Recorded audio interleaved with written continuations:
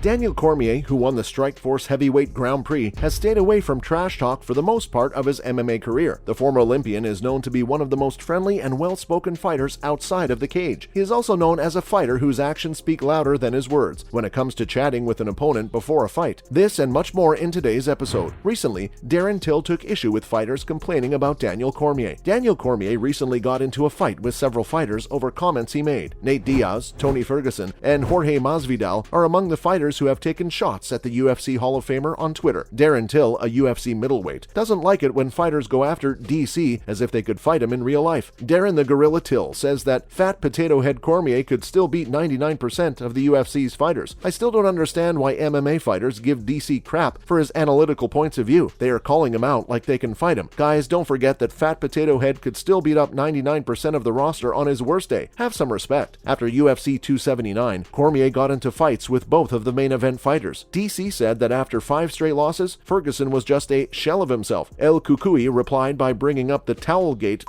that happened with the former UFC double champion. Cormier also said that Nate Diaz was lucky he didn't have to fight Khamzat Chimaev because Boers would have beaten him up. The Stockton Slugger answered in his usual way, giving his unfiltered opinion. Daniel Cormier said that Rocky shouldn't fight Jorge Masvidal after Leon Edwards won the welterweight title. Jorge Gamebred Masvidal didn't take Cormier's comments lightly, and the former UFC double champion got a lot of criticism. Masvidal called Cormier a has-been, but he responded in a friendly way and made a joke about Gamebred's manager Malky Kawa using his Twitter. Then Cormier talked about the problem on his new YouTube show 3 Rounds with DC. The former UFC double champion had been in several fights, so he wanted to know if fighters see him as a peer or as a media figure. DC said, "The way athletes attack guys who now work in the media makes me wonder why they do it. Are you talking to or attacking the media personality Daniel Cormier, the media personality Michael Bisping, or the peer? I ask them, are you talking to me as a peer or as a media figure? When you talk to me as an equal, you have to deal with fighter Daniel Cormier." This is not the first time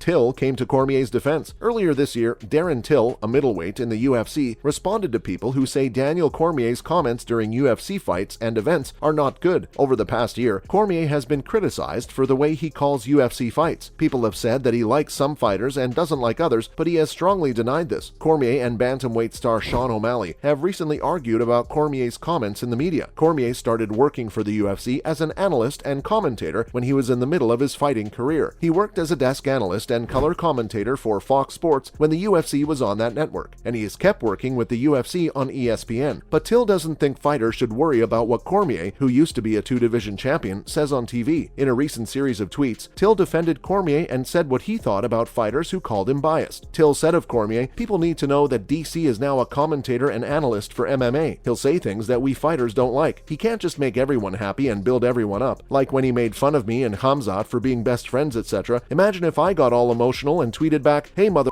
I don't like what you're saying.' Everyone needs to grow up and let him do his job." Since his retirement in 2020, Cormier has been a regular on UFC shows. He has worked with John Anik and Joe Rogan to call UFC pay-per-view and fight night events. In other UFC news, Chris Barnett says Dana White video made him feel nervous. Chris Barnett, a heavyweight who has a lot of fans, told Brendan Schaub that a Dana White video made him even more nervous before his fight with Ben Rothwell. In 2021, the striker, who is deceptively quick on his feet, faced Rothwell. It was Chris "Beast Boy" Barnett's first UFC fight, and it didn't go well for him. He was choked out in the second round, and he says that nerves had a lot to do with it. In an hour-long episode of the Food Truck Diaries, he talked about how he was feeling before his biggest fight up to that point. Rothwell beat Barnett and Schaub when the question of the former dancer's debut came up. In 2012, the former UFC fighter, who was always Dana White's enemy, was knocked out in the first round. Yes, on 8 days' notice, then I realized that Vegas's height is not crazy, but on 8 days' notice, by the second round I was looking at my corner and thinking, "Hey man, do you sell oxygen?" Barnett says he was scared before the fight, but maybe not for the reasons you would think. Dana White didn't make it any better when he dropped a video saying, "This is the guy to watch out for," and I was like, "Man, you guys, it's only 8 days' notice, don't worry about me." Afterwards, Barnett gave Rothwell a lot of praise. Chris Barnett could even remember the uppercut that made him think twice about making a living by punching people in the face. "He hit me with that uppercut in the first round, and I thought, this is stupid, why am I doing this? Like, why are we here at this moment?" After getting 28 knockouts in MMA, Ben Rothwell just signed with BK KFC. He entered the sport with a 19-second knockout that showed both men were right when they said he had scary power. Moving on, Fiziev states what the UFC should do if Gaethje moves to 170. Rafael Fiziev is upset that Justin Gaethje doesn't want to fight him even though he has called him out over and over again. Fiziev has won 6 fights in a row. His most recent win was in July against Rafael dos Anjos, who used to be the UFC lightweight champion. After knocking Rafael out in the 5th round, he called for a fight with Gaethje, but he hasn't been back to the octagon yet. Gaethje may be a possible opponent for Conor McGregor's move to welterweight. In his last fight, he lost to Charles Oliveira at UFC 274. Gaethje recently played down the idea of fighting McGregor and said that he uses drugs to improve his performance. Fiziev thinks that if Gaethje and McGregor fight at welterweight, the UFC should take him out of the running for that lightweight title. Fiziev talked about the rumor that Gaethje would move up to welterweight to fight McGregor in a recent interview with the All-Star. "I'd be surprised if Gaethje did that," Fiziev said. "If he goes to welterweight, okay, go to welterweight, but don't stay at lightweight in the rankings. If you don't want to fight, go to 170. Don't take a spot in the lightweight rankings because we have 15 dogs that want to fight and are hungry." Fiziev wants to fight again in December or January, preferably against Gaethje if the former lightweight title challenger stays at that weight class. He might only need 1 or 2 more wins to get a shot at the lightweight title. As long as McGregor and Gaethje's plans to come back to UFC are unclear, Fiziev wants Gaethje to say more about a possible fight. Finally, O'Malley names his biggest advantage over Yan at UFC 280. When he fights Peter Yan in the octagon, rising UFC bantamweight star Sean O'Malley hopes that a certain skill will make the difference. When he faces former champion Yan at UFC 280 next weekend in Abu Dhabi, O'Malley, who is currently ranked number 12 at 135 pounds on MMA's biggest stage, will have the chance to make a big jump up the ladder and get into title contention. In a recent interview with Kevin Iole of Yahoo Sports, O'Malley talked about what is sure to be the toughest test of his growing career in mixed martial arts to date. When asked about his speed, which helped him get 3 knockouts and a Performance of the Night bonus in 2021, Sugar said that his fast hands are what sets him apart from everyone else. "I would say that my speed is my biggest advantage," O'Malley said. "I don't think there will ever be a fight where my speed won't be my best asset and play a big role. This fight is the same." O'Malley will try to use his speed to great effect again, not just to win the match and get his hand raised, but also to become the first professional MMA fighter to stop Yan inside the distance. If you believe the Montana native, who is 27 years old, that could happen on Fight Night. Unfortunately, guys, this is all the time we have for today. Make sure to like and subscribe to the channel. Till next time, cheers!